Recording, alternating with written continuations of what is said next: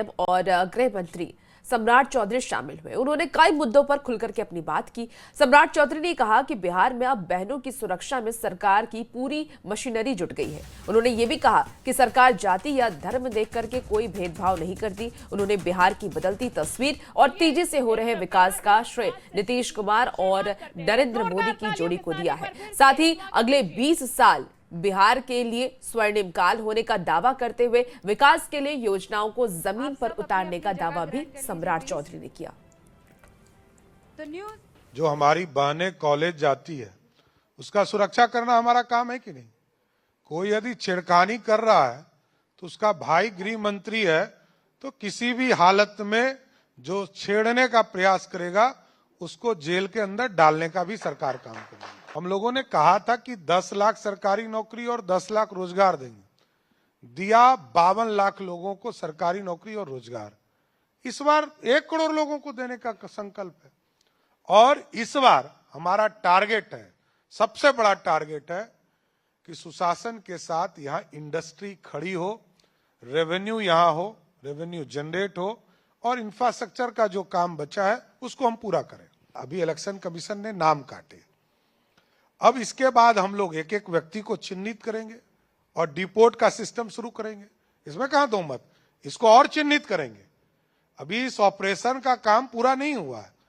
अब SIR सरकार बन गई, अब इस काम को आगे बढ़ाएंगे और एक एक लोगों को, एक एक हाउस होल्ड को चिन्हित करके जो लोग भी घुसपैठी होंगे उसको डिपोर्ट करके विदेश मंत्रालय को देकर बाहर करेंगे।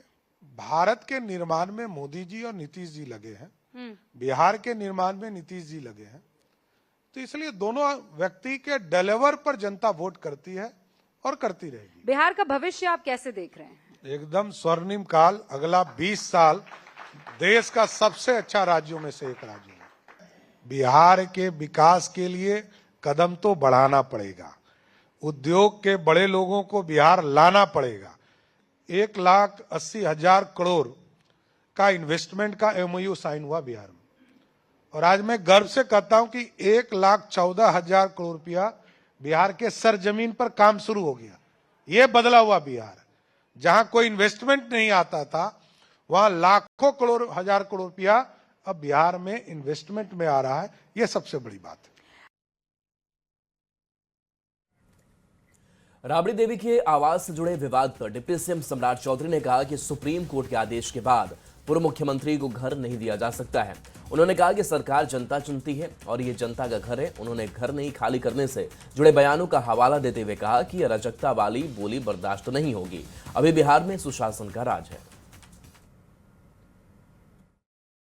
कि ये सरकार जनता चुनती है, जनता का घर है, किसी व्यक्ति का घर नहीं है, किसी की बपौती नहीं है, उनका नहीं है। और सुप्रीम कोर्ट ने तय कर दिया है, उन्हीं के बेटा गए थे सुप्रीम कोर्ट में और सुप्रीम कोर्ट, हाई कोर्ट ने तय कर दिया कि पूर्व मुख्यमंत्रियों को घर नहीं मिलेगा।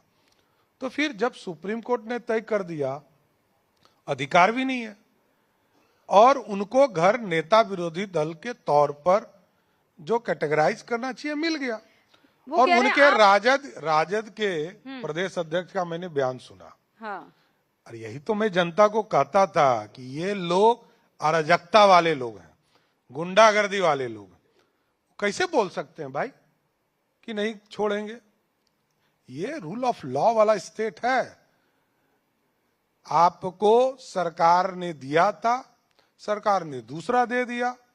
सरकार का काम है कि आप नेता विरोधी दल है, आपको सम्मान देगा, लेकिन आप अराजकता वाली बोली बोल रहे कि हम खाली नहीं करेंगे। ये कौन अधिकार है आपको? किसने दिया? और अगर नहीं खाली किए नहीं, तो? ये जनता ने अधिकार नहीं दिया। देखिए, ये हाई कोर्ट, सुप्रीम कोर्ट तय करता है कि किसको कहां रहना है, नहीं रहना है। कोई हारने वाला व्यक्ति कैसे सरकारी घर में रह सकता है, ये जानना चाहिए। नहीं तो जैसा कह रहे हैं कि किसी कीमत पर बंगला खाली नहीं होगा, करवा के दिखाए, बिलो द बेल्ट इन लोगों ने हिट कर दिया है। इस चक्कर में नहीं पड़ना है, ये न्यायालय तय करेगा। ये हमारा काम थोड़े है। न्यायालय ने आदेश दिया है, न्यायालय तय करेगा कि किसको रहना है, नहीं रहना है। घर से बेदखल की बात भी अरे घर तो दे ही रहे हैं, उससे बड़ा घर ही दे रहे हैं, छोटा कहाँ दे रहे हैं।